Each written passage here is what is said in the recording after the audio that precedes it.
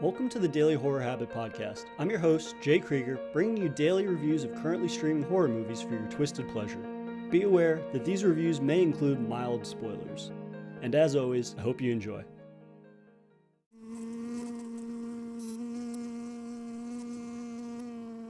At what point does for the greater good give way to self-centeredness? At what point does obsession turn to madness? And at what point must a man admit he went too far? Let's find out in part 1 of my series review of The Fly. The original 1958 film spawned two sequels, 1959's Return of the Fly and 1965's Curse of the Fly, before being shelved for a considerable amount of time. It'd be another 2 decades before body horror master David Cronenberg would revitalize The Fly with his 1986 remake masterpiece, which would also receive a sequel in 1989 with The Fly 2. But first, we'll begin with the 1958 original The Fly, directed by Kurt Neumann. Writer James Clavell adapted the screenplay from a 1957 short story of the same name by George Langeland. The Fly begins with a shocking murder. The good-hearted Francois, played by Vincent Price, is informed by his brother's seemingly lovely wife Helena, played by Patricia Owens, that she has just purposefully crushed her husband Andre in a hydraulic press. This bizarre and brutal crime is sudden and out of character for a seemingly idyllic couple, but behind every happy facade is a secret or two buzzing about.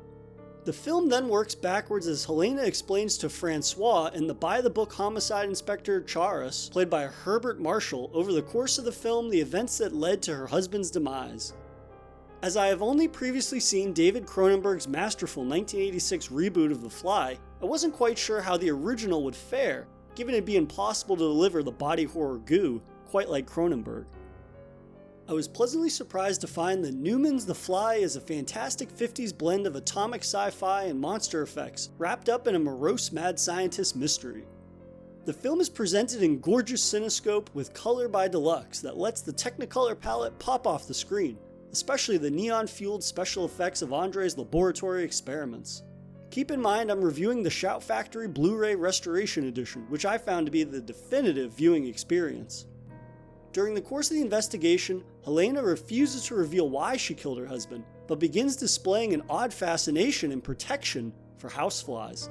She shrieks in horror if her son or housekeeper attempt to swat them.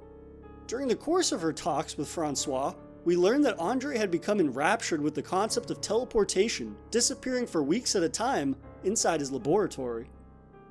This results in him designing and seemingly perfecting a teleportation device, which further distorts his passion into obsession. It isn't long before his successful tests with inanimate objects warrant animal and eventually human test trials. Given we all know the punchline to this mad scientist cautionary tale, screenwriter James Clavell does an excellent job of employing a good amount of restraint and not getting to the fly too early on. This deft handling of the film's narrative, focusing on characters in the present, uncovering the mystery of Helena's actions, not only enriches the characters themselves, but makes the payoff that much more enjoyable. The film's tone never succumbs to feeling silly or a lighthearted monster film, rather a morose take on 50s atomic fears. The Fly is of course building to the horrifying ramifications of Andre's meddling in technology that perhaps man should not be. Andre decides his experiment requires a successful human test trial to win the approval of his peers and volunteers himself as a subject. While his first test is successful, during his follow-up trial, a common housefly enters the teleportation chamber with him. This seemingly innocuous detail results in catastrophic ramifications as Andre and the Fly's genes are spliced together, the Fly receiving Andre's human head and hand, while Andre emerges from the contraption with the clawed hand and head of a fly. Not exactly what I would call a roaring success. Rather than immediately showing the audience his horrific disfiguration, Andre is covered in a sheet and communicates with Helena via typewriter notes, telling her he has had an accident that renders him incapable of speaking. They establish a rudimentary knock once for yes, knock twice for no system of communication, which limits Helena's ability to inquire as to the extent of his injuries, but allows Andre to avoid fully detailing his ordeal. This is another stroke of ingenuity from screenwriter Clavell, as by drawing out the ultimate insectoid reveal, it builds not only tension, but allows for several disturbing and unsettling shots from Neumann. A recurring shot of Andre still with the sheet over his head, hunched over a bowl of milk and rum, and hearing an unnatural slurping sound emitting from underneath it is chilling and confusing to say the least. Or a close-up shot of his typewriter as he writes cryptic messages alluding to his brain saying strange things that hints at a loss of his cognitive functions. The culmination of this tension and unease comes to a head as Andre's sheet is removed from his head, revealing a monstrous fly head, and Helena quite instinctually screams in terror. Fun fact about this scene, not only was Patricia Owens scared of insects, but the director refused to let her see the fly's practical makeup before shooting the scene to elicit genuine fear from her. Further conveying the horrifying and atom-bending monstrosity that Andre has become, the camera cuts from his new disturbing form to the fly's point of view, showing the insect's mosaic vision of Helena screaming for her life. It's a simple decision that adds so much to what could have just been another standard monster reveal. Once we're shown the reveal and clear reason why Andre was killed, the film returns to the present where Francois attempts to persuade Charas not to incarcerate Helena to a psychiatric facility.